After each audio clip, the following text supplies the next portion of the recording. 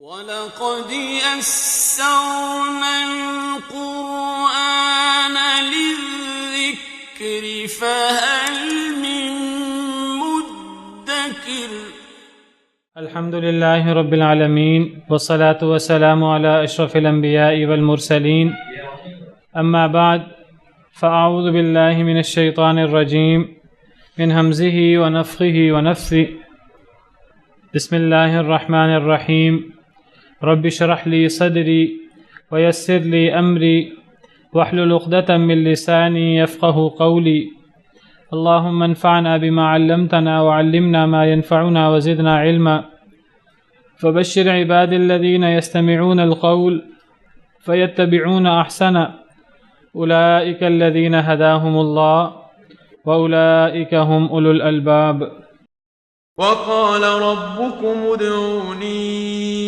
أستجب لكم إن الذين يستكبرون عن عبادتي سيدخلون جهنم داخرين أعوذ بالله من الشيطان الرجيم بسم الله الرحمن الرحيم وقال ربكم ادعوني استجب لكم اور کہا تمہارے رب نے ادعونی پکارو مجھے استجب لکم میں قبول کروں گا تمہارے لیے۔ تمہارے رب نے کہا یعنی اللہ نے فرمایا جو سب کا رب ہے، جو اللہ کو مانتے ہیں ان کا بھی رب ہے اور جو اللہ کو نہیں مانتے ان کا بھی رب ہے۔ قرآن کریم اللہ رب العالمین قرآن کریم کے مخاطبین کو مخاطب کرتے ہوئے فرما رہے ہیں کہ اے لوگو تمہارا رب کہتا ہے، یعنی اللہ رب العالمین کہتے ہیں جو سب لوگوں کے رب ہیں۔ قرآن کریم چونکہ تمام بنی نوع انسان کے لیے ہدایت ہے، نبی کریم صلی اللہ علیہ وسلم کی رسالت تمام انسانوں کے لیے تھی۔ پرانے انبیاء کرام علیہم السلام مخصوص قوم کے لیے آتے تھے، نبی کریم صلی اللہ علیہ وسلم مخصوص قوم کے لیے مبعوث نہیں کیے گئے۔ نبی کریم صلی اللہ علیہ وسلم تمام لوگوں کے لیے عمومی طور پر سب لوگوں کے لیے مبعوث کیے گئے۔ جس طرح نبی کریم صلی اللہ علیہ وسلم کی رسالت پوری دنیا کے لیے، اس طرح قرآن کریم کہ پوری دنیا کے لیے یہ کتاب ہدایت ہے، پوری دنیا کے لیے۔ نبی کریم صلی اللہ علیہ وسلم کے حوالے سے اللہ فرماتے ہیں قُلْ يَا أَيُّهَا النَّاسُ إِنِّي رَسُولُ اللَّهِ إِلَيْكُمْ جَمِيعًا، اے اللہ کے نبی صلی اللہ علیہ وسلم آپ کہہ دیجئے، آپ اعلان کر دیجئے یا ایھا الناس، اے سب لوگو۔ یا ایھا الناس میں سب لوگ آ جاتے ہیں، عرب ہوں، عجم ہوں، قریش ہوں، یہودی ہوں، عیسائی ہوں، ماننے والے ہوں نبی کریم صلی اللہ علیہ وسلم کو، نہ ماننے والے ہوں، سب آپ کے امتیوں میں شامل ہیں۔ باقی امتیوں کی قسمیں ہیں، ایک امتی وہ ہیں جنہوں نے آپ کی بات کو مان لیا، جن کو امت اجابت کہتے ہیں، اور ایک امتی وہ ہیں جنہوں نے آپ کی دعوت کو تسلیم نہیں کیا، جنہیں امت دعوت کہا جاتا ہے۔ تو یا ایھا الناس، اے سب لوگو، انی رسول اللہ علیکم جمیعا، میں تم سب کی طرف اللہ کا رسول ہوں۔ ایک اور آیت میں ہے قُلْ يَا أَيُّهَا النَّاسُ إِنَّمَا أَنَا لَكُمْ نَذِيرٌ مُّبِينٌ، کہہ دیجئے اے لوگو میں تم سب کے لیے واضح ڈرانے والا ہوں۔ تو نبی کریم صلی اللہ علیہ وسلم کی رسالت تمام بنی نوع انسانیت کے لیے، آپ کی رسالت کسی مخصوص قوم کے لیے نہیں تھی۔ جس طرح آپ کی رسالت عامہ تھی، وَمَا أَرْسَلْنَاكَ إِلَّا كَافَّةً لِلنَّاسِ بَشِيرًا وَنَذِيرًا، نہیں ہم نے بھیجا آپ کو مگر سب لوگوں کے لیے بشارت دینے والا اور ڈرانے والا۔ اسی طرح آپ پر اترنے والی کتاب بھی سب لوگوں کے لیے کتاب ہدایت ہے۔ شہر رمضان الذی انزل فیہ القرآن ھدی للناس وبینات من الھدی والفرقان، رمضان المبارک کا مہینہ وہ مہینہ ہے کہ جس میں قرآن نازل کیا گیا۔ کون سا قرآن؟ کون سی عظیم بابرکت کتاب؟ ھدی للناس، جو سب لوگوں کے لیے ہدایت ہے، کسی مخصوص قوم کے لیے، عرب کے لیے، قریش کے لیے، مخصوص لوگوں کے لیے نہیں ہے۔ وعلیکم السلام ورحمۃ اللہ وبرکاتہ۔ سب لوگوں کے لیے یہ کتاب ہدایت ہے۔ اب قرآن کریم جب مخاطب کرتا ہے اپنے مخاطبین کو تو قرآن کریم مخصوص لوگوں کو مخاطب نہیں کرتا، قرآن کریم کے مخاطب سب لوگ ہیں۔ تبارک الذی نزل الفرقان علی عبدہ لیکون للعالمین نذیرا، سورہ فرقان کی پہلی آیت ہے۔ بہت پاک ہے، بہت بابرکت ہے وہ ذات جس نے فرقان یعنی قرآن اتارا اپنے بندے پر یعنی نبی کریم صلی اللہ علیہ وسلم پر، لیکون للعالمین نذیرا، تاکہ وہ اللہ کے بندے تمام جہان والوں کے لیے ڈرانے والے بن جائیں اس قرآن کریم سے۔ تو نبی کریم صلی اللہ علیہ وسلم سب لوگوں کے لیے ڈرانے والے، اور قرآن کریم یہ سب لوگوں کے لیے ہے۔ اب قرآن کریم میں جب خطاب ہوتا ہے تو گویا کہ وہ سب لوگوں کو ہوتا ہے۔ اب اس قرآن کریم میں اللہ رب العالمین مخاطب فرما رہے ہیں، کن کو مخاطب فرما رہے ہیں؟ جو قرآن کے مخاطب ہیں، سب لوگ، پوری دنیا کے لوگ۔ تمہارے رب نے کہا، تم سے مراد کون ہے؟ اس قرآن کے سارے مخاطب سب لوگ، چاہے وہ مسلمان ہیں، چاہے وہ کافر ہیں، چاہے وہ نیک ہیں، چاہے وہ بد ہیں، اس میں سب لوگ شامل ہیں، اس میں سب لوگ شامل ہیں۔ تو تمہارے رب نے کہا، تم سب کے رب نے کہا، ادعونی، مجھے پکارو۔ اللہ اپنی ہر مخلوق سے، ہر بندے سے کہتے ہیں، وہ نیک ہے یا برا ہے مسلمانوں میں، یا وہ مسلمان نہیں ہے، اللہ اس کو بھی مخاطب کرتے ہیں۔ اللہ کہتے ہیں مجھے پکارو، مجھ سے دعا کرو، استجب لکم، میں قبول کروں گا تمہارے لیے۔ ساتھ ہی اللہ کا وعدہ بھی ہے، تم مجھے پکارو تو میں تمہاری پکار قبول کروں گا۔ ایک بہت بڑا اللہ کی طرف سے ایک دعویٰ یا ایک بہت بڑا انعام جو سب لوگوں کے لیے ہے کہ جو اللہ کو پکارتا ہے اللہ اس کی پکار کو قبول کرتے ہیں، اللہ رد نہیں کرتے کسی کی پکار کو۔ اللہ کہتے ہیں مجھے پکارو، کسی اور کو پکارنے کی ضرورت نہیں ہے۔ اللہ وحدہ لا شریک کو پکارو، صرف ایک اللہ کو پکارنا چاہیے اور اللہ کے علاوہ کسی کو پکارنا نہیں چاہیے۔ ایک اور آیت کریمہ میں اللہ رب العالمین کا ارشاد ہے، اللہ فرماتے ہیں لہو دعوت الحق، سورہ رعد آیت نمبر 14، اللہ فرماتے ہیں اسی کو پکارنا حق ہے، صرف اللہ کو پکارنا حق ہے، اللہ کے علاوہ کسی کو پکارنا جائز نہیں ہے۔ والذین یدعون من دونہ، اور جو لوگ اللہ کے علاوہ اوروں کو پکارتے ہیں، لا یستجیبون لہم بشیء، وہ تو ان کی پکار کا جواب بھی نہیں دے سکتے، کوئی کیوں نہ ہو، کوئی برگزیدہ نبی کیوں نہ ہو، کوئی فرشتہ کیوں نہ ہو، کوئی ولی کیوں نہ ہو، اللہ کے علاوہ کسی کو پکارنا جائز نہیں ہے۔ اس انداز سے پکارنا جس انداز سے اللہ کو پکارا جاتا ہے۔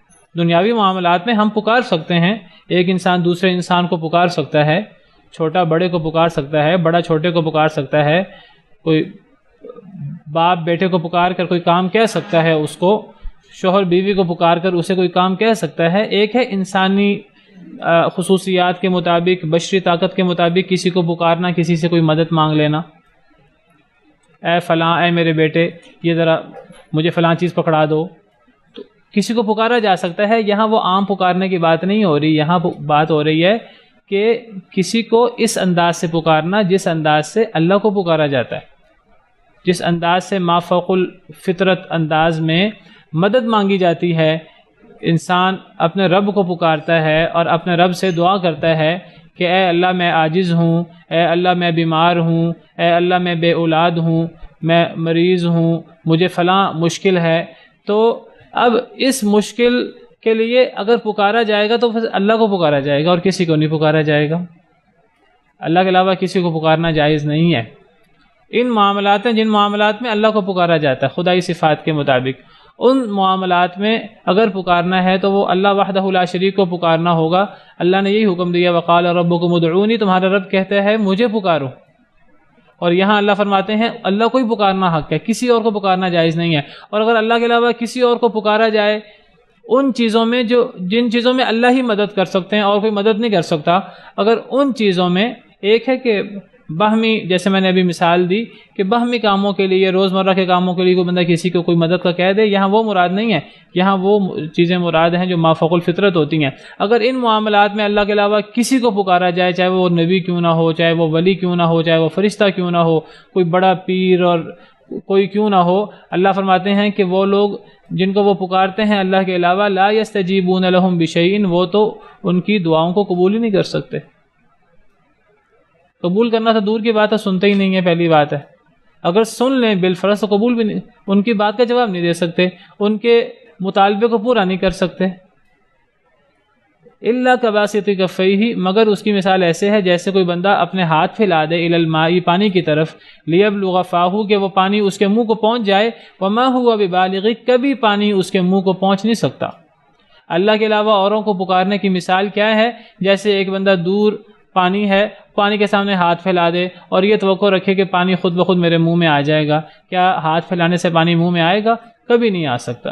جب ہاتھ پھیلانے سے پانی منہ میں نہیں آ سکتا تو پھر اس کا مطلب ہے اللہ کے علاوہ اوروں کو ایسی چیزوں میں پکارنا جو خدائی صفات ہیں، تو وہ پکارنا ایسا ہی ہے جیسے کہ ایک بندہ دریا کے سامنے یا پانی کے سامنے ہاتھ پھیلا دے کہ پانی خود بخود میرے منہ میں آ جائے۔ خود بخود پانی نہیں آ سکتا، اللہ کے علاوہ کوئی کسی کی مدد نہیں کر سکتا۔ وما دعاء الکافرین الا فی ضلال، اور نہیں ہے کافروں کی پکار مگر گمراہی میں۔ کافر جو پکارتے ہیں اللہ کے علاوہ اوروں کو، یہ کفر ہے، یہ شرک ہے۔ یہ اللہ کے علاوہ اوروں کو پکارنا یہ گمراہی کے علاوہ کچھ نہیں ہے، کوئی فائدہ ہی نہیں ہے اس کا، کیونکہ اور کوئی کسی کی مدد نہیں کر سکتا۔ پکارنا ہے تو کس کو پکارنا ہے؟ اللہ کو پکارنا ہے۔ ایک اور آیت میں فرمایا والذین تدعون من دونہ، وہ لوگ جنہیں تم پکارتے ہو اللہ کے علاوہ۔ سورہ فاطر، سورہ اعراف میں بھی ہے یہ، سورہ اعراف آیت نمبر 197، والذین تدعون من دونہ لا یستطیعون نصرکم، وہ لوگ جنہیں تم پکارتے ہو اللہ کے علاوہ وہ تمہاری مدد کرنے کی طاقت ہی نہیں رکھتے۔ ولا انفسہم ینصرون، تمہاری مدد کرنا دور کی بات ہے، اپنے آپ کی بھی مدد نہیں کر سکتے۔ جو اپنی مدد نہیں کر سکتا اس نے دوسرے کی مدد کیا کرنی ہے۔ سورہ فاطر میں مزید وضاحت کرتے ہوئے فرمایا، سورہ فاطر آیت نمبر 13، فرمایا کہ والذین تدعون من دونہ ما یملکون من قطمیر، جنہیں تم اللہ کے علاوہ پکارتے ہو وہ تو کھجور کی گٹھلی کے چھلکے کے بھی مالک نہیں ہیں، اتنا بھی اختیار نہیں ہے انہوں نے تمہاری مدد کیا کرنی ہے۔ ان تدعوہم لا یسمعوا دعاءکم، اگر تم انہیں پکارو تو وہ تمہاری پکار نہیں سن سکتے۔ ولو سمعوا، اگر فرض کر لیں بالفرض سنتے نہیں ہیں، اگر فرض کر لیں کہ وہ سنتے ہیں، مستجابوا لکم، وہ تمہاری پکار کا جواب نہیں دے سکتے، تمہاری ضرورت پوری نہیں کر سکتے۔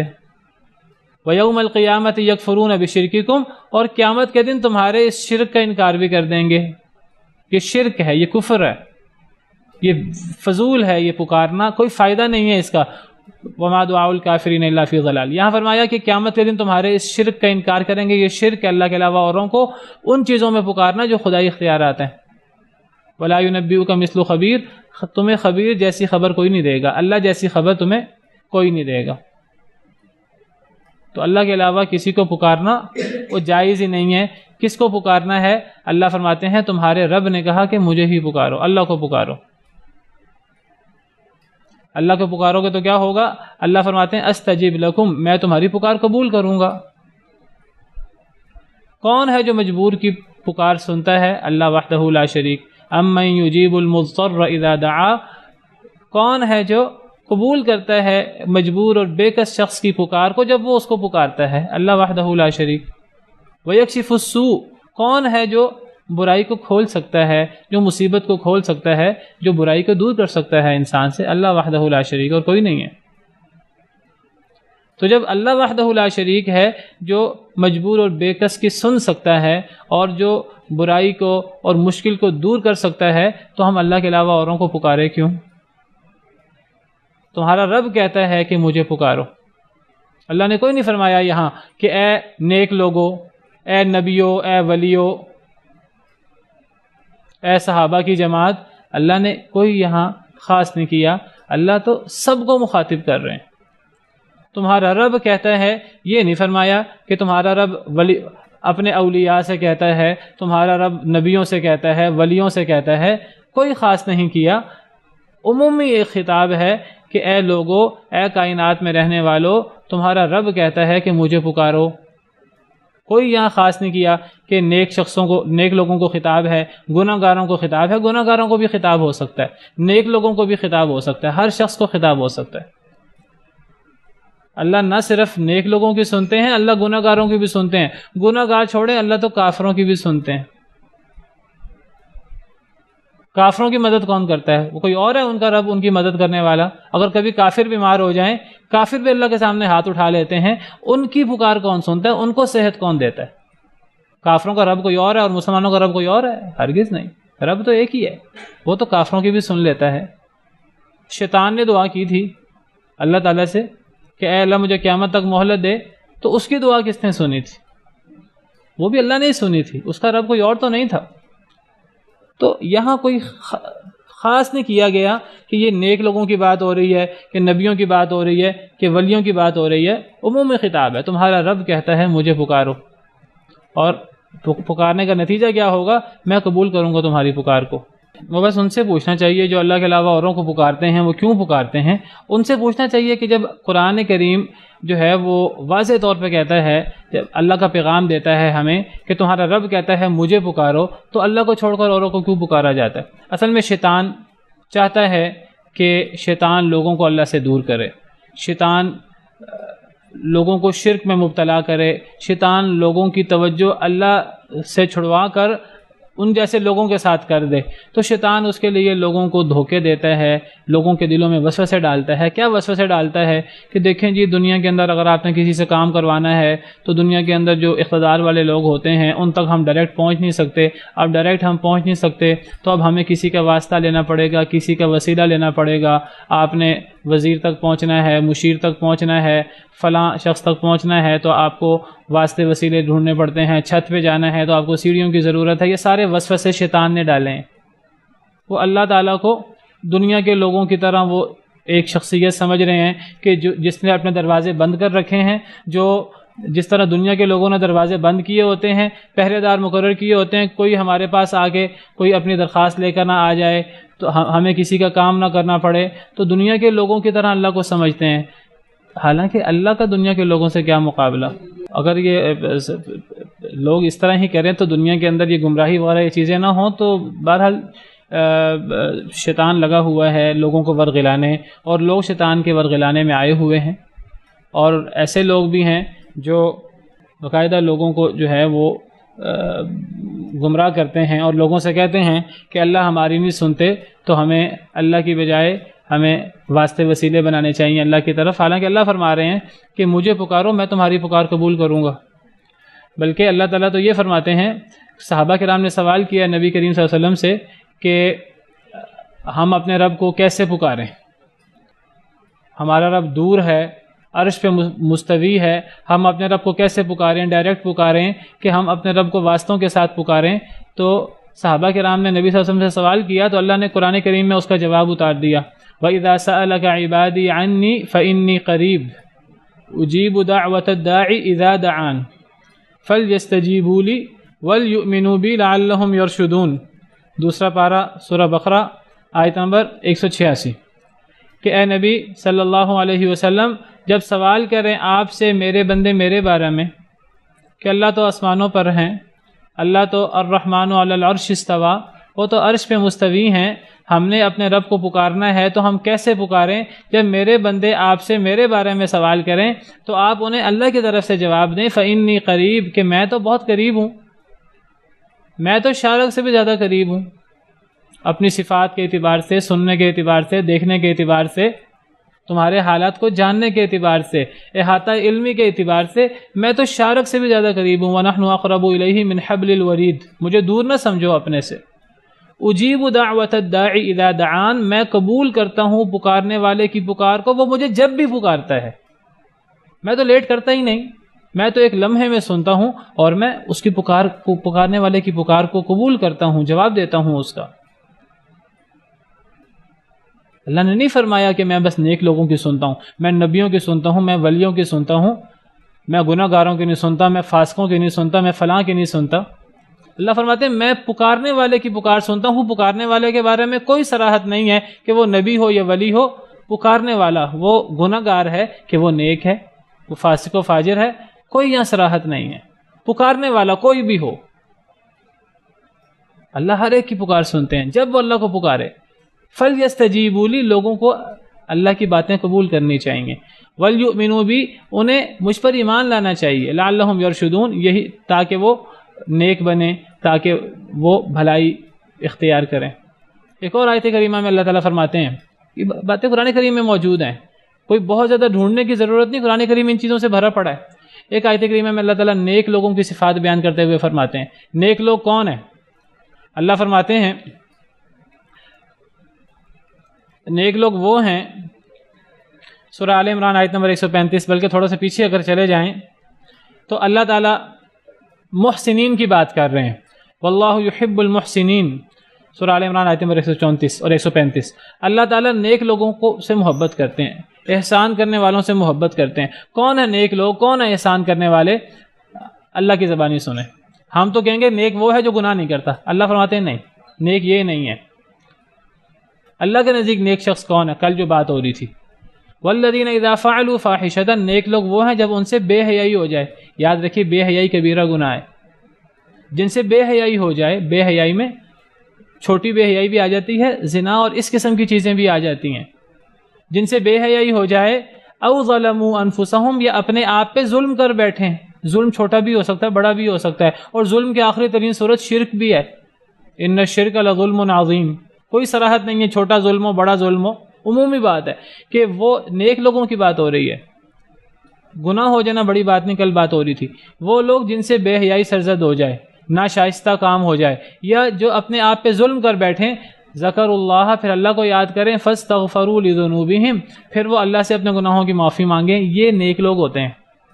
نیک شخص وہ ہے جو غلطی ہو جائے تو اس کو چین نہ آئے جب تک وہ اللہ کو یاد کر کے اللہ سے اپنے غلطی کی معافی نہیں مانگ لیتا، تب تک اسے چین نہیں آتا، یہ نیک شخص ہے۔ نیک شخص وہ نہیں جسے غلطی نہیں ہوتی، نیک شخص وہ ہے کہ غلطی سے بچنے کی کوشش کرتا ہے، لیکن اگر بشری تقاضے کے تحت غلطی ہو جاتی ہے، غلطی ہونا نیکی کے منافی نہیں ہے، احسان کے منافی نہیں ہے۔ احسان کے منافی کیا چیز ہے؟ کہ غلطی کر کے انسان غفلت کا شکار ہو جائے، شیطان کی طرح انسان غلطی کر کے توبہ نہ کرے، مایوس ہو جائے اللہ تعالیٰ سے، یہ تو کافروں کی صفات ہیں۔ وَمَن يَقْنَطُ مِن رَحْمَةِ رَبِّهِ إِلَّا الضَّالُّونَ، اللہ کی رحمت سے مایوس تو گمراہ لوگ ہوتے ہیں، یہ لوگ برے ہیں، غلطی ہو جائے، ان سے گناہ ہو جائے، پھر وہ مایوس ہو جائے۔ إِنَّهُ لَا يَيْأَسُ مِن رَوْحِ اللَّهِ إِلَّا الْقَوْمُ الْكَافِرُونَ، اللہ کی رحمت سے نا امید تو کافر لوگ ہوتے ہیں۔ نیک شخص وہ ہے جو غلطی سے بچنے کی کوشش کرے، لیکن اگر اس سے بشری تقاضے کے تحت غلطی ہو جائے، اس کی نیکی پہ فرق نہیں آتا، حرف نہیں آتا، اگر وہ غلطی کے بعد توبہ کر لے، استغفار کر لے۔ اگلا جملہ دیکھیں، وَمَن يَغْفِرُ الذُّنُوبَ إِلَّا اللَّهُ، اور کون ہے معاف کرنے والا گناہوں کو سوائے اللہ کے؟ اللہ کے علاوہ کون ہے جو گناہوں کو معاف کرتا ہے؟ اللہ کا کام ہی یہ ہے، اللہ گناہوں کو معاف کرتے ہیں۔ یہ گناہ کس کے ہوتے ہیں؟ گناہ تو گناہ گاروں کے ہوتے ہیں، نبیوں کے ولیوں کو تو گناہ ہوتے ہی نہیں ہیں۔ تو قرآن کریم تو یہ فرق نہیں کرتا کہ میں نبیوں کی سنتا ہوں، میں ولیوں کی سنتا ہوں، قرآن کریم تو عمومی بات کرتا ہے، اللہ تعالیٰ تو عمومی بات کر رہے ہیں، اللہ ہر ایک کی سنتے ہیں۔ بلکہ اگر آپ احادیث مبارکہ کا مطالعہ کریں تو پتہ لگتا ہے کہ اللہ رب العالمین کو ایسے لوگوں کی دعا سے بہت خوشی ہوتی ہے کہ جو گناہ گار ہوں، لیکن وہ گناہ گار ہونے کے بعد وہ توبہ کریں اور اللہ کی طرف پلٹ آئیں۔ اللہ کو ایسے لوگوں کی پلٹ آنے کی زیادہ خوشی ہوتی ہے۔ کئی دفعہ مشہور حدیث آپ نے سنی ہے، میں کئی دفعہ بیان بھی کرتا ہوں کہ وہ ایک شخص اگر صحرا کے اندر ہو، نبی صلی اللہ علیہ وسلم نے مثال دی ہے، مثال دے کے سمجھایا۔ اگر ایک شخص صحرا کے اندر ہے اور اونٹ پر اس کا سارا کھانا پینا، زادِ راہ، مال و اسباب سارا اس کا اونٹ پر ہے، تو وہ سوتا ہے تو وہ سو کے اٹھ کے دیکھتا ہے کہ نہ اونٹ ہے نہ اس کا مال و اسباب۔ اب صحرا کے اندر اونٹ نہ ہو، مال و اسباب نہ ہو، تو نہ کھانے کا کچھ ہے نہ پینے کو کچھ ہے، اور وہ پیدل انسان صحرا کو کراس نہیں کر سکتا۔ وہ ہے کہ موت اس کے سامنے ہے، وہ اس ٹیلے پہ چڑھ کر اس ٹیلے پہ چڑھ کر ادھر جو ہے تلاش کرتا ہے، ادھر تلاش کرتا ہے، تھک ہار کے اب وہ سمجھتا ہے کہ اب مجھے نہ اونٹ ملنا ہے نہ مجھے میرا مال و اسباب ملنا ہے۔ اب وہ موت کا انتظار ہے، اب نہ کوئی بندہ بشر ہے ادھر، نہ پانی ہے نہ کھانے پینے کو کچھ ہے، نہ وہ پیدل چل کے پیاس سے اس کے حلق میں کانٹے چبھ رہے ہیں، بھوک سے اس کے آنتیں کلو اللہ پڑ رہی ہیں، لیکن کوئی اس کے پاس اب چیز نہیں ہے۔ اب وہ نیند تو پھر انسان کو سولی پہ بھی آ جاتی ہے، وہ درخت کے نیچے بیٹھ جاتا ہے، انتظار کرتا ہے کہ اب موت کب آتی ہے مجھے، تو وہ درخت کے نیچے بیٹھ جاتا ہے، اسی حالت میں نیند آ جاتی ہے۔ جب اس کی جاگ کھلتی ہے تو وہ دیکھتا ہے کہ اس کا مال، اس کا اونٹ اور ساری چیزیں جو ہیں وہ اس کے سامنے موجود ہیں، تو اس کو گویا کہ نئی زندگی ملتی ہے۔ وہ خوش ہو کر وہ اللہ کا اتنا خوش ہوتا ہے کہ گڑبڑا کر اللہ کو ایسے پکارتا ہے، اے اللہ تو میرا بندہ میں تیرا رب۔ انسان خوشی میں اللہ کی ربوبیت اور اللہ کی بڑائی کا ذکر کرتا ہے، لیکن وہ اتنا خوش ہو جاتا ہے کہ خوشی میں اس کے منہ سے الفاظ الٹ نکل آتے ہیں، بجائے اس کے کہ وہ یہ کہ اے اللہ میں تیرا عاجز بندہ، تو میرا رب، تو نے ہی سارا جو ہے مجھے دوبارہ میری زندگی مجھے لوٹا دی ہے، بجائے اس کے کہ وہ یہ کہ اے اللہ تو میرا رب میں تیرا بندہ، وہ گڑبڑا کر خوشی کے مارے اس کے منہ سے نکلتا ہے اے اللہ میں تیرا رب تو میرا بندہ۔ اتنا وہ خوش ہے کہ اس کو نئی زندگی مل گئی ہے۔ نبی صلی اللہ علیہ وسلم یہ مثال بیان کر کے فرماتے ہیں کہ جتنی خوشی اس انسان کو اپنی جان بچنے کی ہے، اللہ کو اس سے زیادہ خوشی ہوتی ہے جب ایک گناہ گار بندہ اللہ کی طرف پلٹتا ہے اور اللہ سے توبہ استغفار کرتا ہے۔ اور دیکھیے ہمارے ہاں کیا شیطان نے وسوسہ ڈالا ہے، لوگوں کو کیسے گمراہ کیا ہے۔ وہ کہتے ہیں کہ اللہ گناہ گاروں کی نہیں سنتا، اللہ گناہ گاروں کی نہیں سنتا۔ ابھی گناہ گاروں کی نہیں سنتا تو کس کی سنتا ہے؟ اللہ گناہ گاروں کی سنتا ہے۔ والذین اذا فعلوا فاحشۃ او ظلموا انفسهم ذکروا اللہ فاستغفروا لذنوبهم ومن یغفر الذنوب الا اللہ۔ اللہ گناہ گاروں کی تو سنتا ہے، اور کس کی سنتا ہے؟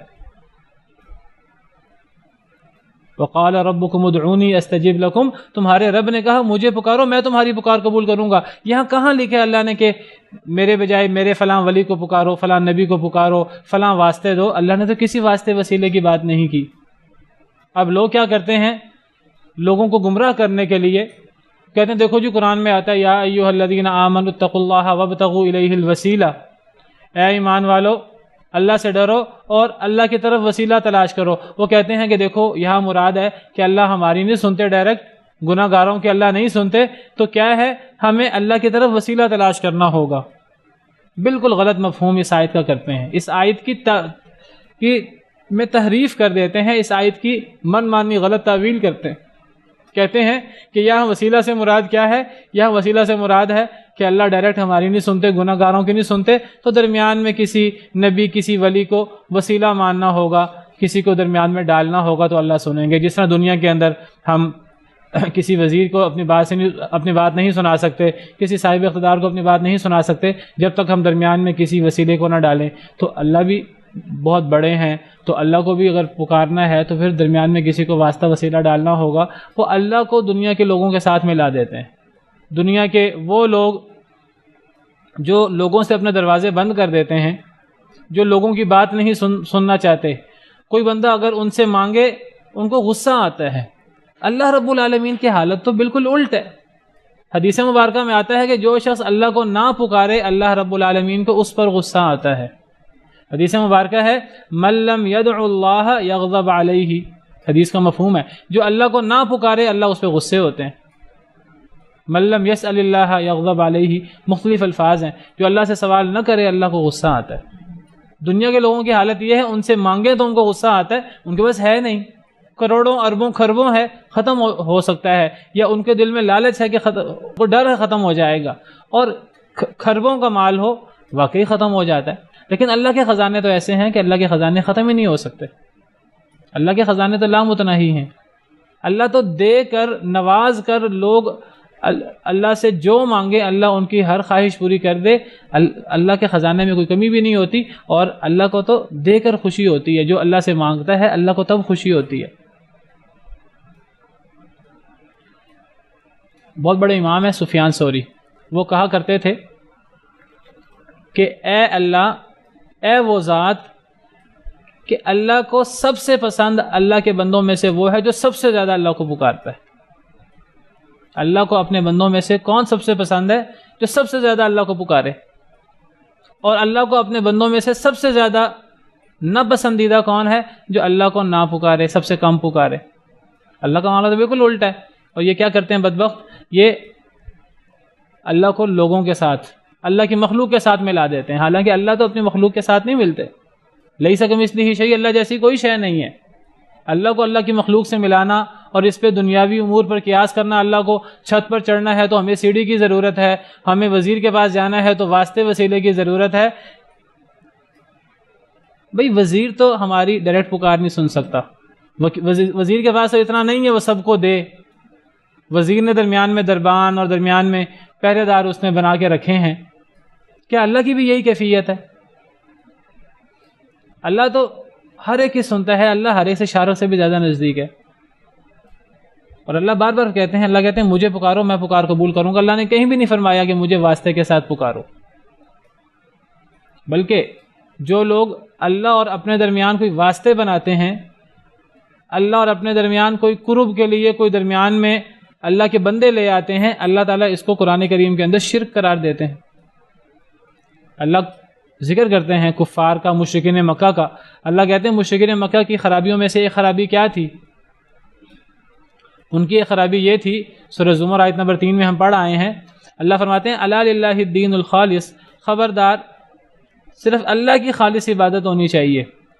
والذین اتخذوا من دونہ اولیاء، جن لوگوں نے اللہ کے علاوہ اولیاء پکڑ رکھے ہیں، معبود پکڑ رکھے ہیں، وہ کیا کہتے ہیں؟ ما نعبدہم الا لیقربونا الی اللہ زلفی، ہم ان کی نہیں عبادت کرتے مگر اس لیے تاکہ یہ ہمیں اللہ کے قریب کر دیں.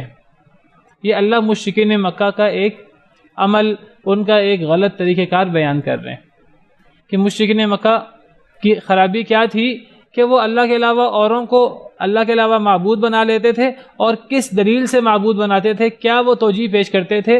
وہ کہتے تھے ہم ان کی عبادت اس لیے کرتے ہیں، ہم ان کے لیے نظر و نیاز، ہم اس لیے اعتکاف کر کے بیٹھتے ہیں، نظر و نیاز دیتے ہیں، ان کے لیے ذبح کرتے ہیں، ہم یہ سب کچھ اس لیے کرتے ہیں لیقربونا الی اللہ زلفی، تاکہ یہ ہمیں ہمارے رب کے قریب کر دیں، یہ ہمارے اور اللہ کے درمیان واسطہ اور وسیلہ بن جائیں یا ہمیں اللہ سے قریب کر دیں. وسیلہ کا مطلب قریب کرنا، وسیلہ کہتے ہیں قرب کو. یہ کہتے ہیں کہ ہم یہ اللہ اور اپنے درمیان اس لیے کچھ اللہ کے بندوں کو ڈال لیتے ہیں کہ اللہ ہماری نہیں سنتا تو اللہ ان نیک بندوں کے واسطے سے ہماری سن لیتا ہے. یہ کون کہتے ہیں؟ یہ مشرکین مکہ کا طریقہ کار ہے. اللہ فرماتے ہیں ان اللہ یحکم بینہم فیما ہم فیہ یختلفون، اللہ فیصلہ فرمائیں گے ان کے درمیان، یعنی قیامت کے روز جس میں یہ اختلاف کرتے تھے.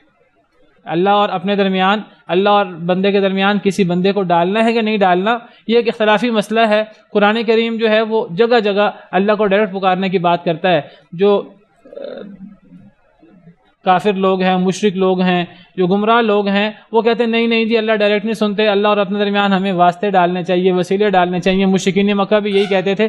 اللہ فرماتے ہیں اس اختلاف کا فیصلہ اللہ قیامت کے دن کر دیں گے، دودھ کا دودھ پانی کا پانی کر دیں گے. اللہ فیصلہ فرما دیں گے.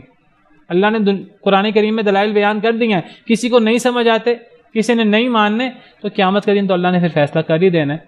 ان اللہ لا یہدی من هو کاذب کفار، بے شک اللہ تعالیٰ نہیں ہدایت دیتا اس شخص کو جو جھوٹا ہو اور جو ناشکرا ہو.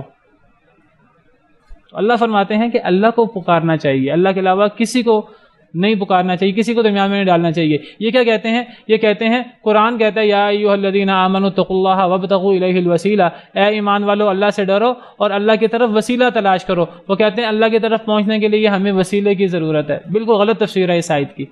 یہ آیت پوری پڑھیں تو بات سمجھ آ جاتی ہے کہ یہاں وسیلے سے مراد کوئی اللہ اور اپنے درمیان کوئی بزرگ ڈالنا ہے کہ یہاں وسیلہ سے مراد کیا ہے. یہ سورہ مائدہ کی آیت ہے. تو اللہ تعالیٰ فرماتے ہیں سورہ مائدہ آیت نمبر 35، وہ یہ آیت پیش کرتے ہیں، کہتے ہیں دیکھو جی اس آیت میں ہمیں وسیلہ کا حکم ہے، اے ایمان والو اللہ سے ڈرو اور اللہ کی طرف وسیلہ تلاش کرو. وہ کہتے ہیں دیکھو اللہ نے وسیلہ تلاش کرنے کا حکم دیا ہے. اور وہ کہتے ہیں وسیلہ کیا ہے؟ وہ کہتے ہیں وسیلہ ہے اللہ اور اپنے درمیان نیک لوگوں سے دعا کروا لی جائے. نیک لوگوں کی قبروں پہ جا کر، فوت شدگان جو ہیں وہ تو فوت بھی نہیں مانتے ان کو، وہ کہتے ہیں ان کے مزاروں پہ جا کر اللہ ہماری نہیں سنتا، وہاں جا کر دعا کریں گے، وہاں جا کر ذبح کریں گے، وہاں جا کر نذر و نیاز دیں گے تو پھر اللہ ہماری سنیں گے، پھر اولاد ہوگی، پھر ہمارا فلاں کام ہوگا.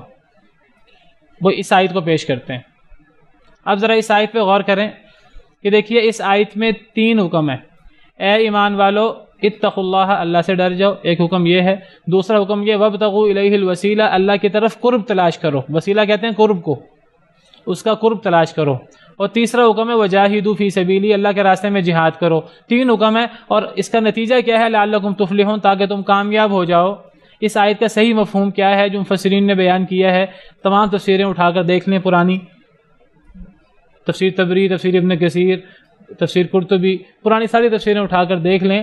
وہ کہتے ہیں کہ اللہ سے ڈر جاؤ، جہاد کرو اللہ کے راستے میں، اللہ کی طرف وسیلہ تلاش کرو.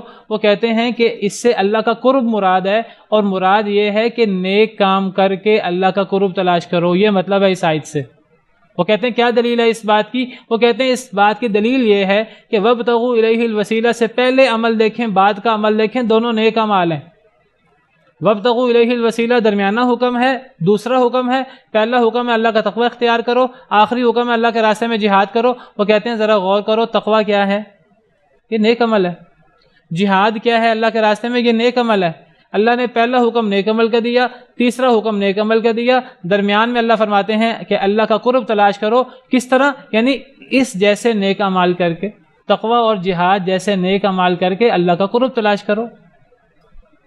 اور پھر یہ جو شیطان کا وسیلہ ہے، وسوسہ ہے، لوگ گمراہ کرتے ہیں ہمیں کہ اللہ اور اپنے درمیان نیک لوگوں کو ڈال لو، نیک لوگوں سے دعا کراؤ۔ اللہ فرماتے ہیں تم اللہ اور اپنے درمیان جن نیک لوگوں کو ڈالتے ہو، اللہ فرماتے ہیں وہ نیک لوگ کیا کرتے تھے؟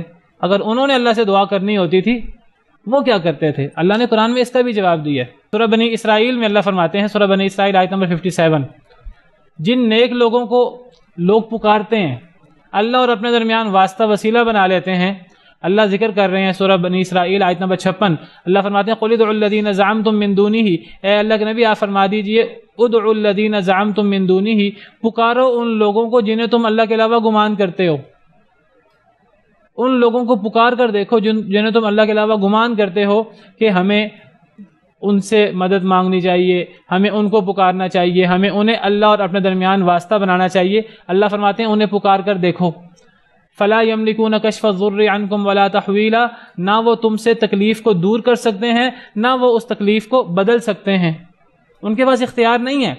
پھر اللہ فرماتے ہیں اولئک الذین یدعون یبتغون الی ربہم الوسیلۃ، یہ لوگ جن کو یہ پکارتے ہیں اللہ کے علاوہ، جن نیک لوگوں کو یہ پکارتے ہیں اللہ کے علاوہ، یبتغون الی ربہم الوسیلۃ، وہ نیک لوگ خود اللہ کی طرف وسیلہ تلاش کرتے تھے۔ یعنی جن لوگوں کو یہ اپنے اور اللہ کے درمیان وسیلہ بناتے ہیں، جن لوگوں کو یہ پکارتے ہیں اللہ کے علاوہ، اللہ فرماتے ہیں کہ جب ان کو ضرورت ہوتی تھی تو وہ کیا کرتے تھے؟ وہ خود اللہ کا قرب، وہ خود اللہ کی طرف وسیلہ تلاش کرتے تھے۔ وسیلہ کس چیز کا؟ اعمال کا۔ وہ خود اللہ کی طرف وسیلہ تلاش کرتے تھے، ایہم اقرب، کہ کون اللہ کے زیادہ قریب ہوتا ہے، کیسے؟ عمل کر کے۔ وَيَرْجُونَ رَحْمَتَهُ، یہ سب لوگ اللہ کی رحمت کی امید رکھتے تھے، وَيَخَافُونَ عَذَابَهُ، اور اللہ کے عذاب سے ڈرتے تھے۔ اللہ فرماتے ہیں جن لوگوں کو تم وسیلہ بناتے ہو، جن لوگوں کو تم اللہ کے علاوہ پکارتے ہو، جن نبیوں کو، جن ولیوں کو، وہ نبی ولی کیا کرتے تھے جب اپنی زندگی میں انہیں ضرورت پڑتی تھی؟ وہ اللہ کا وسیلہ حاصل کرنے کے لیے، اللہ کا قرب حاصل کرنے کے لیے وہ تقدو میں رہتے تھے۔ ان کو بھی ضرورت تھی اللہ کی۔ جب ان کو اللہ کی ضرورت تھی تو تمہیں بھی اللہ کی ضرورت ہے، تم بھی اللہ سے مانگو۔ وہ بھی اللہ سے مانگتے تھے، وہ اللہ کی رحمت کی امید کرتے تھے اور اللہ کے عذاب سے ڈرتے تھے۔ تمہیں بھی اللہ کی رحمت کی امید کرنی چاہیے، اللہ کے عذاب سے ڈرنا چاہیے۔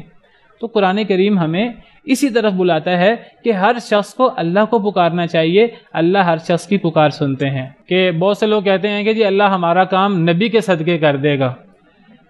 نبی کے صدقے اللہ ہمارا کام کیوں کریں گے؟ یا جب ہم اللہ سے مانگیں، ہم اللہ سے یہ دعا کریں کہ اے اللہ آپ میرا یہ کام اپنے نبی کے صدقے کر دیں، ہمارا اس دعا کرنے کا مطلب کیا ہے؟ ذرا سب سے پہلے تو غور کرنا چاہیے ہم اللہ کو کیوں واسطہ دیتے ہیں نبی کا۔ یعنی دیکھیں، اگر اللہ مجھ سے ناراض ہے، بالفرض میں اللہ کا گناہ گار بندہ ہوں، اللہ معاف کرے، اگر میں اللہ کا گناہ گار بندہ ہوں تو میں اگر اللہ سے ڈائریکٹ مانگوں گا تو ہمیں ڈر ہے کہ شاید اللہ ہماری نہیں سنیں گے۔ اگر ہمیں ڈر ہے اللہ ہماری نہیں سنیں گے تو اگر ہم اللہ کو اس کے نبی کا واسطہ دیں تو ہمارا کیا خیال ہے؟ پھر اللہ ہماری سن لیں گے؟ یعنی دیکھیے، اگر اللہ مجھ سے ناراض ہے بالفرض اور اللہ گناہ گار کی نہیں سنتے، پہلی بات ہے یہ مقدمہ غلط ہے۔ میں نے ابھی جو ساری بات کی میں نے اسی مقدمے پر بات کی ہے۔ یہ کہنا اللہ گناہ گار کی نہیں سنتا بالکل غلط نظریہ ہے۔ اللہ نیک کی بھی سنتا ہے، گناہ گار کی بھی سنتا ہے، میں نے آپ کے سامنے آیتیں پیش کی ہیں۔ پھر یہ سمجھنا کہ اللہ میری نہیں سنتا، اللہ مجھ سے ناراض ہے، میں اگر اللہ کو نبی کا واسطہ دوں گا تو پھر اللہ مجبور ہو جائیں گے میری پکار سننے پر۔ دیکھیے، اگر اللہ نے میری نہیں سننی، اس نے میری ڈائریکٹ بھی نہیں سننی، میں اللہ کو کسی کا واسطہ دوں، اللہ نے پھر بھی نہیں سننی اگر اللہ ناراض ہے تو۔ لیکن میں سمجھوں نہیں، اللہ میری ڈائریکٹ تو نہیں سنتا، میں گناہ گار ہوں، اگر میں نبی کا واسطہ دوں گا اللہ کو میری ماننی پڑے گی۔ مجھے بتائیے کہ ہم نے اللہ کی عزت کی کہ اللہ کی توہین کی؟ اللہ کی توہین ہو گئی۔ کہ گویا کہ اللہ مجبور ہیں اپنے نبی کے، اللہ نبی کے پابند ہو گئے، یہ تو اللہ کی توہین ہے۔ کیا خالق، کیا اللہ رب العالمین اپنے کسی معبود کے پابند ہو سکتے ہیں؟ دیکھیے اگر اللہ مجھ سے ناراض ہے، اللہ نے میری نہیں سننی، اللہ نے میری، میں 1000 نبیوں کا واسطہ دے دوں، اللہ نے نہیں سننی، اور اگر اللہ نے میری سننی ہے تو اللہ تعالیٰ نبیوں کے واسطے کے بغیر بھی میری سن سکتا ہے۔ اللہ کو اللہ کے نبیوں کا واسطہ دینا در حقیقت یہ سمجھنا ہے کہ اللہ اپنے نبیوں کے پابند ہیں، اللہ اپنے ولیوں کے پابند ہیں، یہ تو اللہ کی توہین ہے۔ آپ ذرا غور کریں کہ بات کی زد کہاں پڑتی ہے۔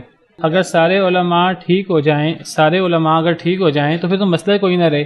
اصل میں علماء میں سے کئی لوگ ایسے ہیں کہ جن کے سامنے دنیاوی مفادات آ جاتے ہیں، کئی ایسے لوگ ہیں جو لوگوں کو گمراہ کرنے والے بن جاتے ہیں بجائے ایسے کہ وہ لوگوں کو ہدایت دیں، اور یہ ہمیشہ سے چلا آ رہا ہے۔ اللہ نے قرآن کریم میں پچھلی قوموں کا ذکر کیا ہے، اور پچھلی قوموں میں سے اللہ نے ذکر کیا یہودیوں عیسائیوں کا، اور اللہ فرماتے ہیں یا ایھا الذین آمنوا ان کثیرا من الاحبار والرہبان لیأکلون اموال الناس بالباطل ویصدون عن سبیل اللہ، کہ اے لوگو زیادہ تر احبار اور رہبان، احبار یہودیوں کے علماء اور رہبان عیسائیوں کے درویش، زیادہ تر احبار اور رہبان لوگوں کے مال باطل طریقے سے کھاتے ہیں۔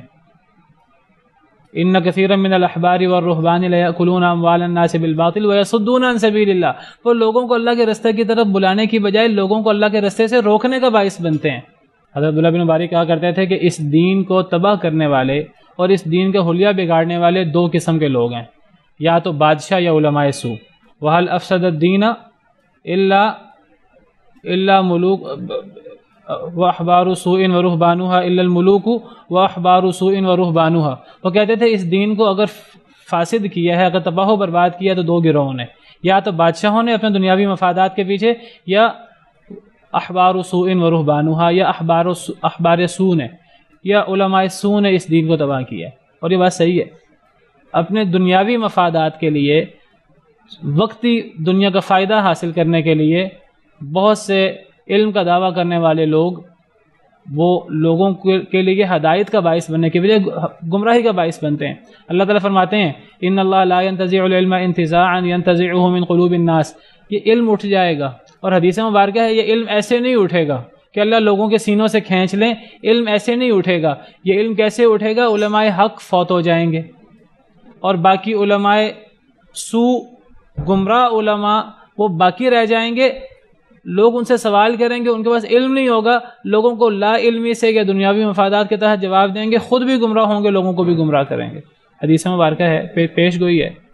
تو انسان کا کام یہ ہے کہ انسان، اگر اللہ نے کسی کو علم دیا ہے، وہ اس علم سے دنیاوی عارضی فائدہ حاصل کرنے کی بجائے، وہ اس علم سے لوگوں کو روکنے کا باعث، دین سے روکنے کا باعث بننے کی بجائے وہ لوگوں کو صحیح بات بتائے۔ اگر نہیں بتائے گا تو یاد رکھیے کہ اللہ نے جہنم کی آگ کو 3 قسم کے لوگوں سے بھڑکانا ہے۔ جہنم میں سب سے پہلے 3 لوگ جائیں گے، ایک عالم قاری جس نے دنیاوی مفادات کے لیے، وقتی فائدے کے لیے، ریاکاری کے لیے قرآن پڑھا، علم پڑھا، اور اسے وہ دنیاوی فائدہ اٹھاتا ہے، اور ایک وہ شخص جو سخی کہلواتا ہے اپنے آپ کو لیکن دنیاوی فائدے کے لیے، جو صدقہ خیرات کرتا ہے لیکن ریاکاری کے لیے، اپنی نام و نمود کے لیے، اور تیسرا وہ شخص شہید جو اس لیے شہید نہیں ہوا، اس لیے اس نے اپنی جان قربان نہیں کی کہ اللہ کے دین کو غالب کرنے کے لیے، اس نے اپنے نام و نمود کے لیے، اس نے بہادر کہلوانے کے لیے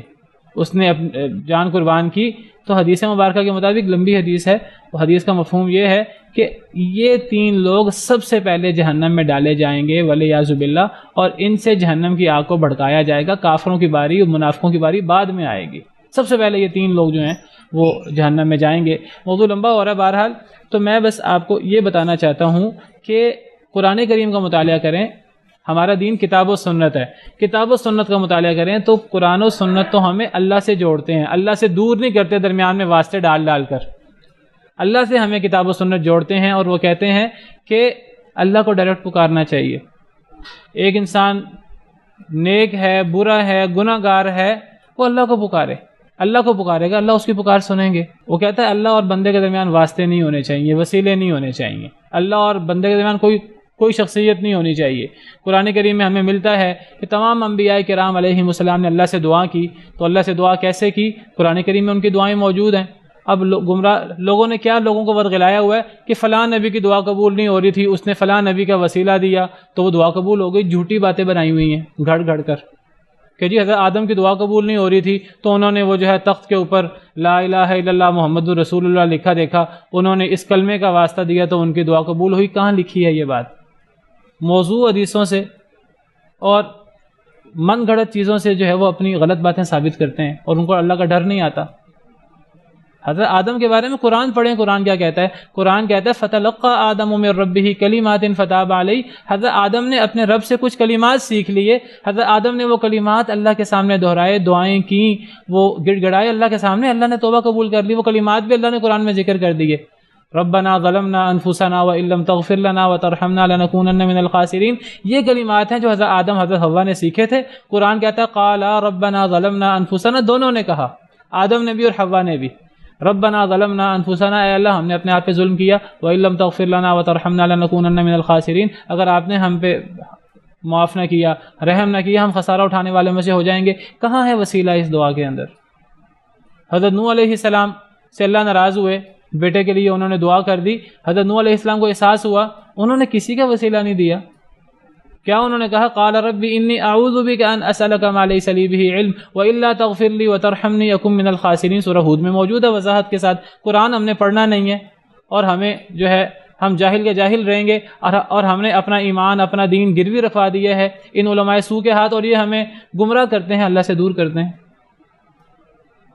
ہمیں قرآن کریم نبی صلی اللہ علیہ وسلم یہی کہتے ہیں کہ اللہ سے جوڑتے ہیں ہمیں، اور یہ ہمیں اللہ سے دور کرتے ہیں. کہتے ہیں اللہ ہماری نہیں سنتا.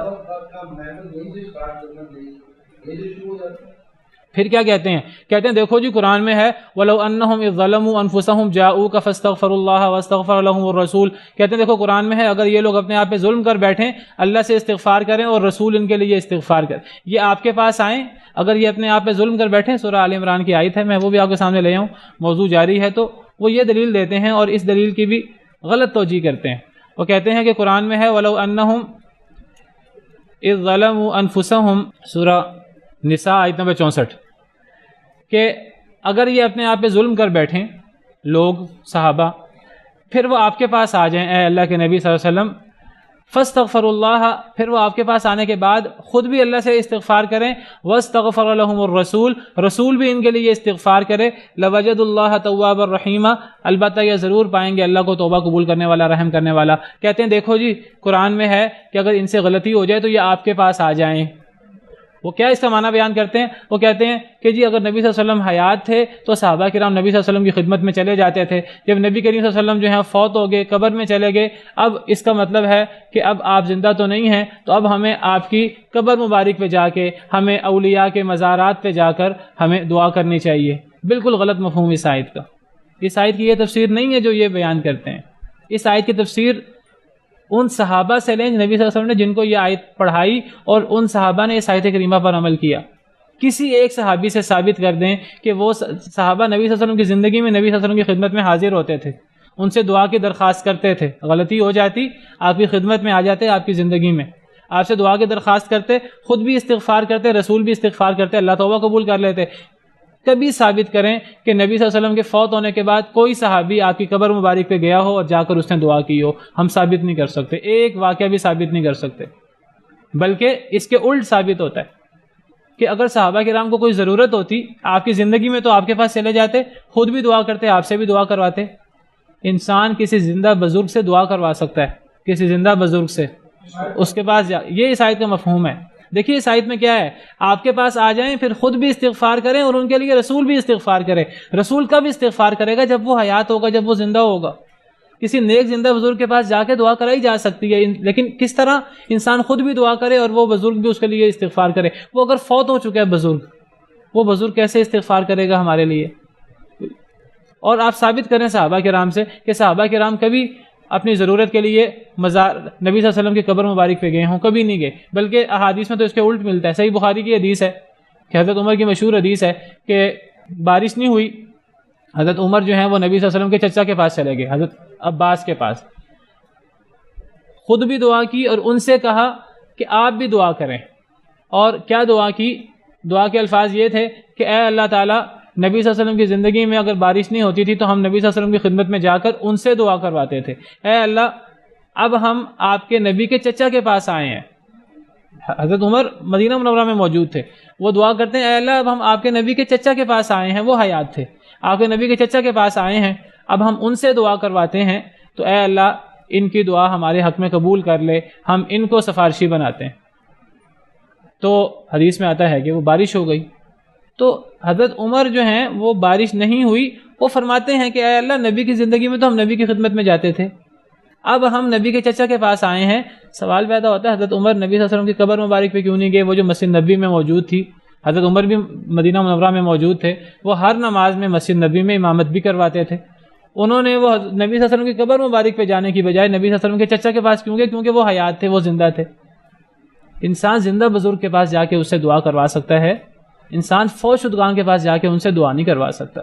بس یہی ہے. تو 3 وسیلے ہم ڈال سکتے ہیں، 3 وسیلے دعا کے اندر ہو سکتے ہیں. ایک اللہ کو اللہ کی صفات کا وسیلہ دیا جائے، قرآن میں جگہ جگہ موجود ہے کہ اے اللہ آپ غفور الرحیم ہیں، آپ ہم پہ ہماری مغفرت کر دیں، ہم پہ رحم کر دیں، رب اغفر وارحم انک انت الغفور الرحیم، یہ اس قسم کی ہم دعا کریں. دوسرا وسیلہ جو جائز ہے وہ ہم اللہ سے یہ دعا کریں اے اللہ ہمارے ٹوٹے پھوٹے عمل ہیں، اے اللہ ہم نے یہ آپ کے لیے عمل کیے ہیں، ہم آپ کے لیے ایمان لائے ہیں، آپ کو راضی کرنے کے لیے ہم نے یہ ٹوٹا پھوٹا عمل کیا ہے، آپ ہمارے اس عمل کی لاج رکھ لیں، اس عمل کے وسیلے مجھے معاف کر دیں. اپنے عمل کا وسیلہ دیا جائے. صحیح بخاری میں وہ جو تین لوگوں کا قصہ ہے، وہ جو غار میں بند ہو گئے تھے، ان 3 لوگوں نے اپنا عمل اللہ کے حضور پیش کیا تھا. قرآن کریم میں بھی موجود ہے کہ الذین یقولون ربنا اننا آمنا فاغفر لنا ذنوبنا، وہ لوگ جو کہتے ہیں اے اللہ ہم ایمان لائے، اے اللہ ہمارے گناہ بخش دے. انسان اپنے عمل کو پیش کر سکتا ہے. اور تیسری وسیلے کی صورت ہے انسان زندہ بزرگ کے پاس جا کے اس سے دعا کروا لے. انسان خود بھی دعا کرے، وہ بزرگ بھی اس کے لیے دعا کرے. کسی فوت شدہ بزرگ کے مزار پر جا کر اس کی قبر پہ جا کے دعا منگوانا، یہ کسی صحابی سے، کسی تابعی سے، کسی قرآن و حدیث کی دلیل سے یہ بات ثابت نہیں ہے. وقت ختم ہو گیا ہے تو پھر آج کے لیے اتنا ہی کافی ہے. تو انشاءاللہ پھر اس موضوع کو کل مکمل کریں گے. سبحان ربک رب العزت عما یصفون.